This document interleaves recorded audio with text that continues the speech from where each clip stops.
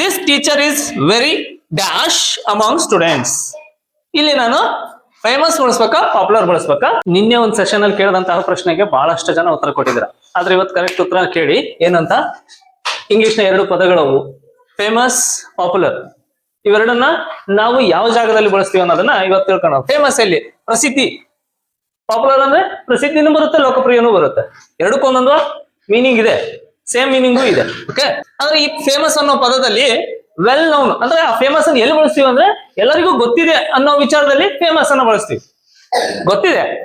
ಆದ್ರೆ ಪಾಪ್ಯುಲರ್ ಅನ್ನೋದೇನೇನು? ಎಲ್ಲರಿಗೂ like, well liked, ಎಲ್ಲರಿಗೂ ಇಷ್ಟ, ಎಲ್ಲರಿಗೂ ಗೊತ್ತಿದೆ, ಅದ್ರ ಜೊತೆಗೆ ಇಷ್ಟ ಅನ್ನೋ ಜಾಗದಲ್ಲಿ ಪಾಪ್ಯುಲರ್ ನ ಬಳಸ್ತೀವಿ. ಫಾರ್ ಎಕ್ಸಾಂಪಲ್ ನೋಡ್ರಿ, ಫೇಮಸ್ ಅನ್ನೋದನ್ನ Taj Mahal is famous all over the world.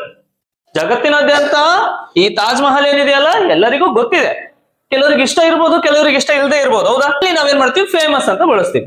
ಆದ್ರೆ popular, cricket is popular in India. ನಮ್ಮ ಭಾರತದಲ್ಲಿ ಎಲ್ಲರಿಗೂ ಇಷ್ಟ ಆಗ್ತಕ್ಕಂತಹ ಒಂದು ಆಟ ಯಾವುದು? ಕ್ರಿಕೆಟ್, ಹೌದಾ? ಹಾಗಾಗಿ ಇಲ್ಲಿ ನಾವೇನ್ ಮಾಡ್ತೀವಿ? ಪಾಪ್ಯುಲರ್ ಅಂತ ಬಳಸ್ತೀವಿ. ಗೊತ್ತು, ಪರಿಚಯ ಇದೆ, ಆದ್ರೆ ಇಷ್ಟನೂ ಇದೆ ಅನ್ನೋದನ್ನ ಹೇಳ್ಬೇಕಾದಾಗ ಪಾಪ್ಯುಲರ್ ಬಳಸ್ತೀವಿ. ಅರ್ಥ ಆಯ್ತಾ?